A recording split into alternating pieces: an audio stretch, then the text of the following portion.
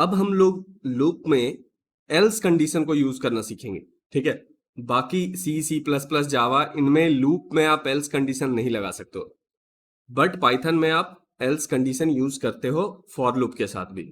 तो कब यूज करते हैं, कैसे यूज करते हैं, वो मैं आपको बताता हूँ। और उससे पहले मैं आपको बता दूं कि फॉर और वाइल दोनों के लिए एल्स यूज होगा। तो अभी आपको मैं एक एग्जांपल देता हूं फॉर लूप का।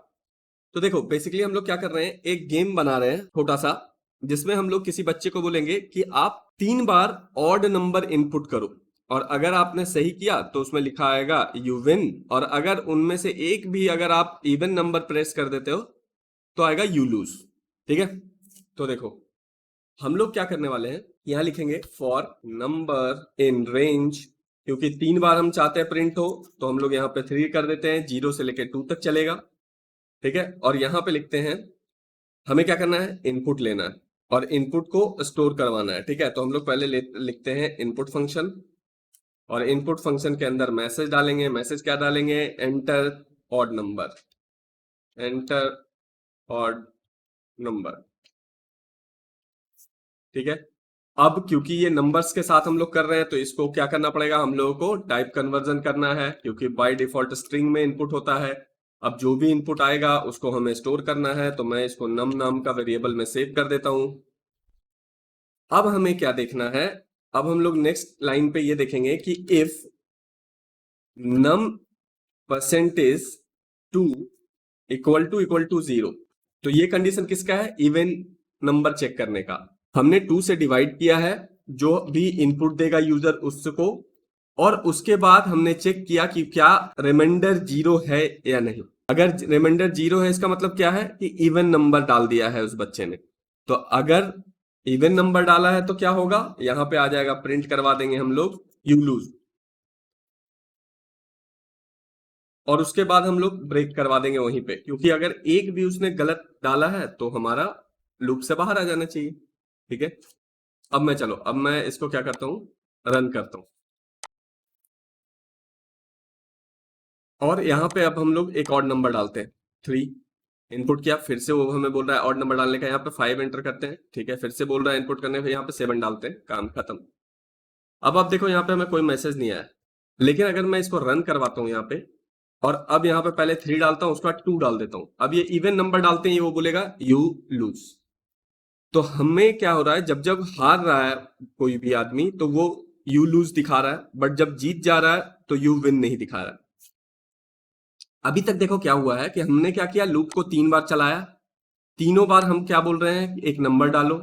उस नंबर को हम लोग क्या कर रहे हैं, डिवाइड करके देख रहे हैं 2 से, और रिमाइंडर देख रहे हैं कि 0 तो नहीं है, 0 होगा तो इवन नंबर हो जाएगा, तो वहीं पे आपको प्रिंट करा देना है यू लूज, और ब्रेक कर देना है, लूप से बाहर आ जाना है।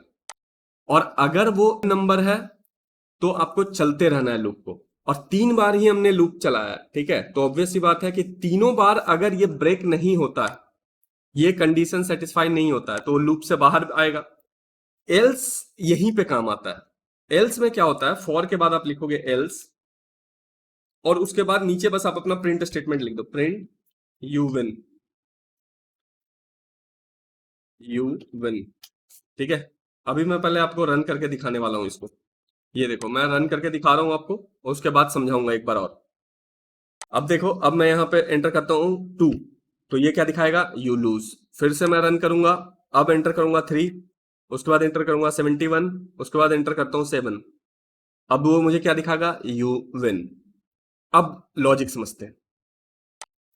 तो देखो एल्स का कंडीशन तब एग्जीक्यूट होगा, ये एल्स के नीचे वाला कंडीशन तब एग्जीक्यूट होगा जब फॉर लूप नॉर्मल तरीके से एंड होगा, उसको ब्रेक बीच में से ब्रेक नहीं करेगा, समझ रहे हो।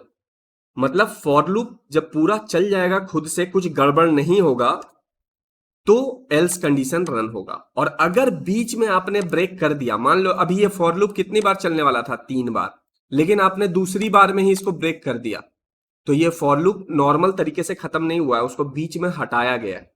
तो ऐसे कंडीशन में एल्स नहीं रन करता है। फिर से सुनो, एल्स तब रन करेगा जब फॉर लूप नॉर्मली एग्जीक्यूट होके खत्म होगा, उसमें ब्रेक स्टेटमेंट काम नहीं करेगा। अगर वो ब्रेक की वजह से बाहर आया है लूप से, तो एल्स स्टेटमेंट रन नहीं होगा।